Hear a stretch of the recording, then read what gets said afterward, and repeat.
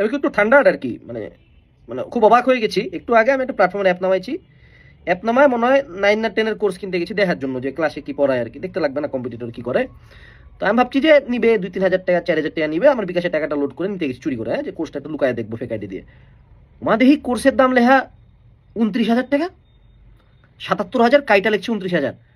আমি 2 মিনিট চোট খায় দেখতেছি যে এটা কি 2900 নাকি 29,000, পরে দেখি না আসলে 3টা শূন্য। I was like what the fuck, মানে মানে 29,000 টাকা দিলে কি আমরা কি বাসায় এসে টিচার নিজে পড়াবে, নাকি পরীক্ষার কোশ্চেন আগে রাতে দিয়ে দিবে? আমার আরো বড় প্রশ্ন হলো, এলা কোন থেকার বাপ মা যে 29,000 টাকা দিয়ে স্কুলের পোলা পান অনলাইনে পড়ে? মানে লাইক এ এ আমি তো 2-3 হাজার টাকা নিই, তাতে কলেজাটাতে খারাপ লাগে যে বেশি মনে হয় নিতেছি। হ্যাঁ দেখি 29-30 হাজার টাকা চায়, মানুষ দেও মানে কি, মানে হইতেছে হইতেছে আমি স্কুলের পোলা পান গো কাছে আর বাপ মা দে।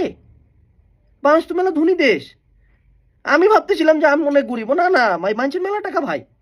আমি at this point থান্ডার্ড ভাই। আমি I don't know how you people are buying this sheet.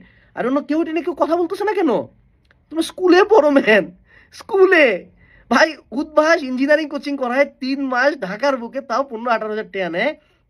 তোমরা স্কুলের 6 to 10 মানুষজন 20-30 হাজার টাকা দিয়ে অনলাইনে পড়া ভাই। হ্যাটস অফ ভাই, হ্যাটস অফ। আমি আর কিচ্ছু বলবো না।